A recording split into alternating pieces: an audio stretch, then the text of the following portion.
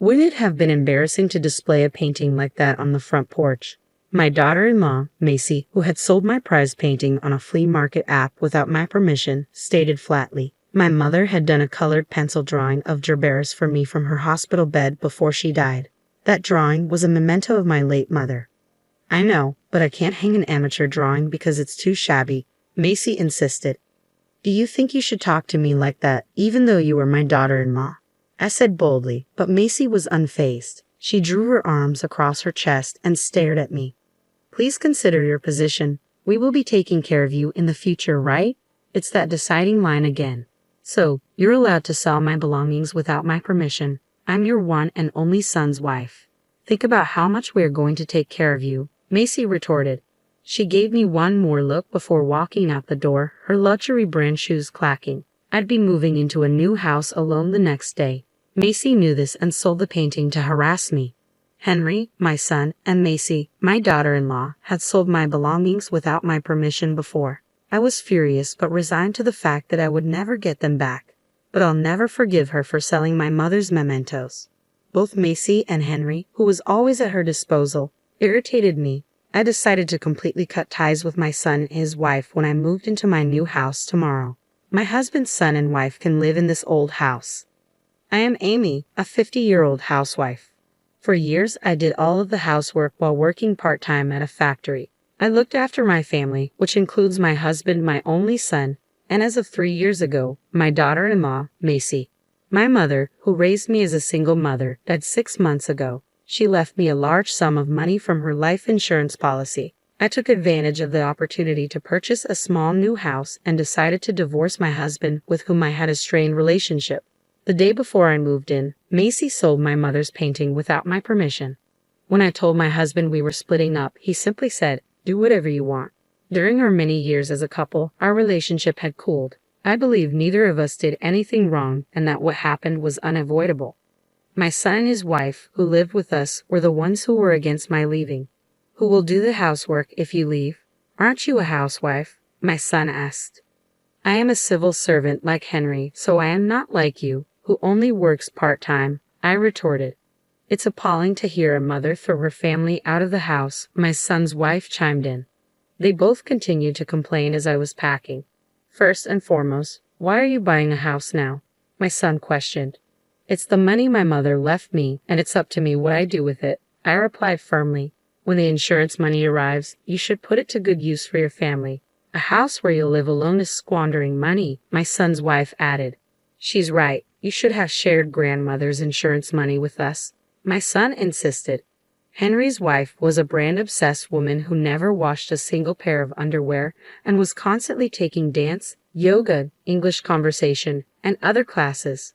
My son, who was at her beck and call, blamed me all at the same time. This was enough for me.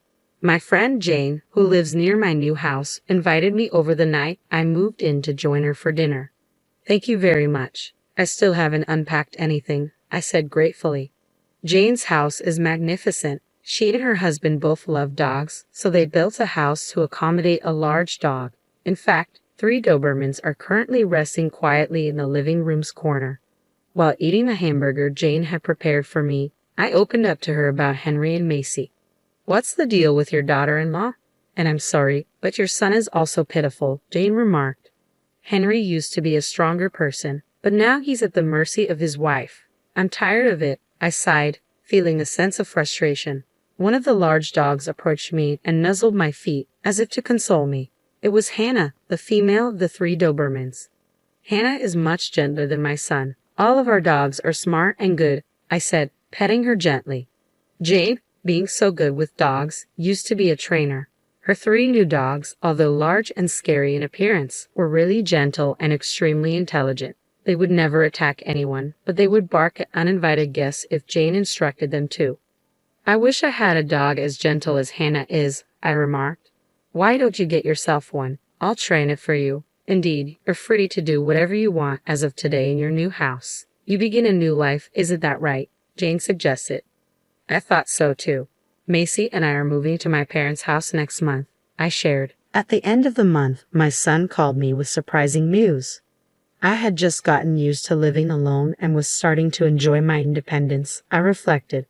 Your parents' house. Oh, you're moving to Macy's parents' house, my son said. No, it's my mother's house, my home. You already live at your father's house, I clarified. I wasn't sure what he was saying, but I knew one thing for certain. I was ready for this new chapter in my life. I spoke with Macy after realizing that my parents' house belonged solely to my mother, not my father. We decided to move to her house. No, my house isn't big enough for the three of us, Macy objected. I was adamant about not putting up with Henry and Macy bossing me around and making me do all of the housework. But one of the rooms does have a place to sleep. You can sleep in the living room corner, and we can use that space as our bedroom, Macy suggested. Don't be ridiculous. What are you talking about? You want me to sleep in the living room corner? I could feel my face getting hot with rage. We're coming even if you don't like it. I'll start by shipping you a couple of boxes, Henry interjected. I'm not going to accept them, I retorted. Well then, I'll think of something. Anyway, I'm coming, so please look after me, Henry said abruptly, then hung up the phone. I don't want this. I despise the idea of Henry and Macy bossing me around and forcing me to do all the housework. That is something I will not allow to happen, I declared to Jane the next day as we went to a family restaurant. I wanted her to listen to my story. I'm sorry, but you have the worst son and daughter-in-law, Jane remarked as she sipped her latte. You must not accept it under any circumstances. You must politely say no, she continued. Well, since it is those two, they might hire a moving company. I don't know what to do, I replied, feeling overwhelmed. To wash down my pitiful feelings, I took a sip of jasmine tea. I enjoy this tea, but it is quite bitter, I remarked. It is difficult to say no when the movers will come. If we're not careful, we might get into trouble, Jane observed. We have to do something to make them not want to come to my house. I can't stand the way they're acting, I insisted. Well, we could ask my children for help, Jane suggested. What, Hannah and the dogs? I asked, referring to Jane's 3 kids, her 3 beloved Dobermans. My dogs will bark, growl, and act out to some extent on command. I could ask them to scare them away or something. In fact, my son has been afraid of dogs since he was a child, Jane explained. It's difficult to live with a son and his wife who would sell their mother's mementos without permission. So let's come up with something, I agreed. Thank you very much, Jane, I added, feeling a little relieved as a result of our conversation. When I returned home, I discovered that my son and his wife were serious. 2 large cardboard boxes had been stacked in front of the front door. These are Henry's and my possessions. We thought you would refuse the courier, so I brought them. We will move in next month, so please keep them in the house. Macy, I read the note attached to the cardboard box, feeling my shoulders slump in disappointment. With no other option, I brought the box inside, and upon opening it, I discovered numerous personal belongings belonging to Henry and Macy. There were Henry's imported watches and leather jackets, alongside Macy's designer bags, clothes, and shoes. They must have left behind valuable items, which I wouldn't discard without permission. It felt like a dirty move. How little they must think of me to sell off my mother's paintings or leave this luggage without my permission. Jane's voice from the family restaurant came to mind. Well, we could ask my children for help, she had suggested. Since settling in after the move, I occasionally accompanied Jane on dog walks. She often invites me for a change of scenery, being a great friend to have. It means a lot to me. Why don't you sell their belongings? Macy would sell them on her own, wouldn't she? Jane proposed. Yes, even the memento my mother painted, I'd replied as Moon, a male dog, looked at me from the end of the leash I was holding. By the way, why do your son and his wife want to live with you? They're both government employees and have money, so why don't they just live together? Jane inquired. They don't like doing housework, especially Macy, because she's always learning, going out to play, or watching fashion and makeup videos. So, you've been doing all the housework by yourself, I confirmed. Yes, my husband never did it, and Henry works overtime and travels a lot, and Macy is the same way, I explained, recalling the conversation between my son and his wife on the day. I made the announcement of my departure from our home met with immediate concern about who would handle the housework. If you leave the house, who will do the housework?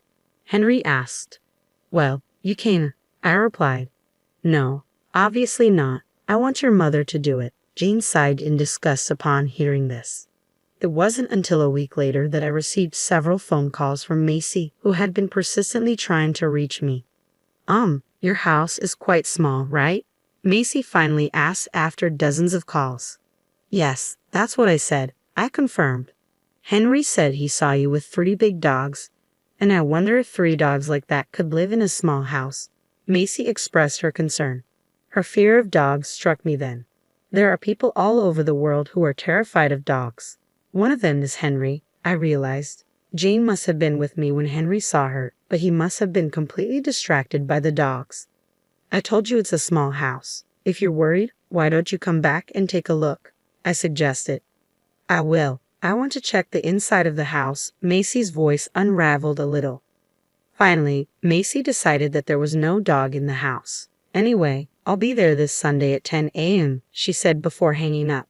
Unexpectedly, I realized I could take my revenge. On Sunday, Henry and Macy came to my house as planned. You really came? I asked, surprised. I said I would come. You know it's because you bought the house on a whim that we're in this messy situation, Macy remarked as they took off their shoes and entered the house. That's really true. You should have stayed quiet and continued to do the housework like before, I replied, feeling a sense of satisfaction. Okay, that's it, I said, opening the living room door, gloating in my mind. Whoa! Ah! My son and his wife screamed in unison the next moment. There were 2 Dobermans, Moon and Sky, sitting there. What are you kidding me, Mother? This dog, Henry began. These are my dogs. Aren't they cute? Jane the dog trainer interrupted, standing up from the sofa and smiling at me. Jane found them for me. They are so cute because they are well trained. Moon, Sky, how do you say hello to our guests? The dogs barked at the same time. Macy said, "Oh no," and sat down with her head in her hands. Is she that bad with dogs? I wondered. Oh, they are so cute, Henry exclaimed.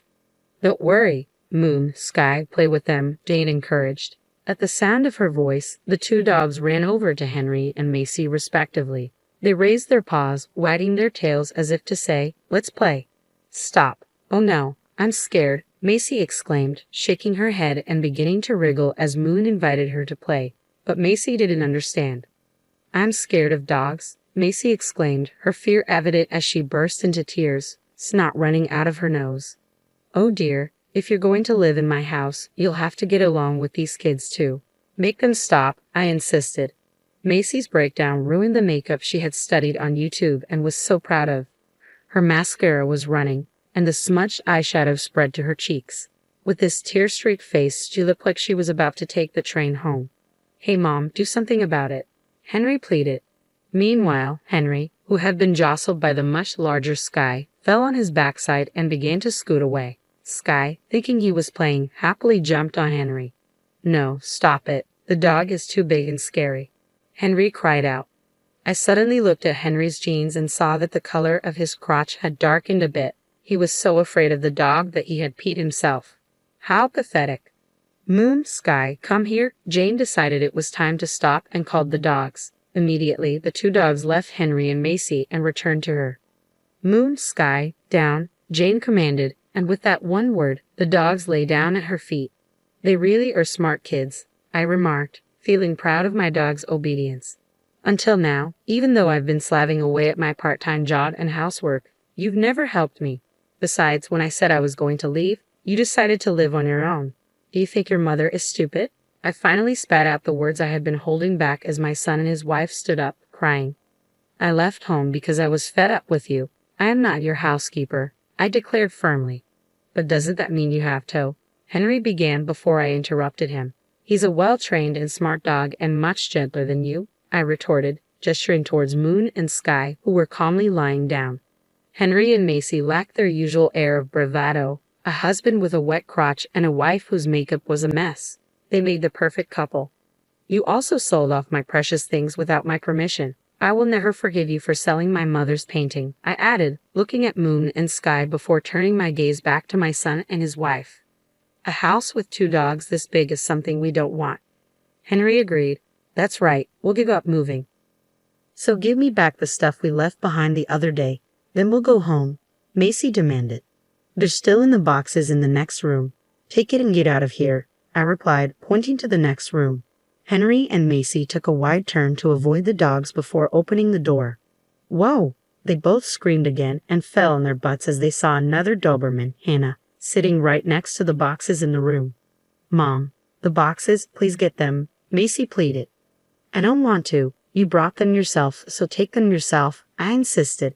Peeking into the room, I saw Hannah just sitting there with a calm expression on her face. I can't go near a dog like that, Macy protested. Then give up your stuff, I replied firmly. You mean I should leave it? My bags and Henry's watches are in that box, Macy argued. You also got rid of my precious things without my permission, didn't you? I reminded her. I didn't ask you to leave them behind. I'm telling you, take it with you, I insisted firmly, glaring at Macy. She paused for a moment, perhaps remembering the presence of the dogs, and then lowered her eyes with a sigh. Please, Mother, bring us the boxes, Macy finally relented, her tone softer. You knew how important that painting that she sold off was to me, but you didn't stop her, I reminded her. Well, I'm sorry about that, but, Macy began, but she was interrupted by Jane's arrival. Hannah, how do we greet our guests? Jane asked calmly. Immediately, Hannah sat down and barked loudly. No, stop it, Macy cried out. Hearing Hannah's voice, my son and his wife reached their limit. With his wet jeans and her face covered in smudged makeup, they ran to the front door and got out of the house. After that, I sold all the personal belongings Henry and Macy had left behind to a pawn shop. I discovered that their belongings were of considerable luxury, with Henry's watch having a surprisingly high value and Macy's bag being of a particularly high class. The extravagance of these items left me in a state of dismay. Back at her house, Macy ended up being responsible for all the household chores. My former husband did not like Macy's housework. He constantly complained that the food was bad, the house was dirty, and the laundry was piled up. Macy could no longer go to her lessons because of her housework, and she gained 10 kilograms due to the stress. All of her frustration seemed to be directed at Henry. Mom, I'm at my limit, Macy finally admitted, starting to hit me. She's been fighting with Dad all the time. I want a divorce. One day, Henry called me, his voice exhausted. You chose your own wife, didn't you? You can take care of yourself. Of course, I would not give advice to Henry. I was sick and tired of being involved with that couple. Meanwhile, I bought a female Shiba Inu and asked Jane to train her. She's going to be a great dog. Jane smiled as she patted the head of the puppy I named Rio. Really, it's all thanks to you. I'm sorry for making the dogs play such an unpleasant role. Okay, I replied. When I heard what you said, I was more upset than you were. But from now on, you and Rio can live together peacefully. Yes, from now on, I will enjoy my life and my time, I affirmed, feeling determined as I gently picked up the puppy.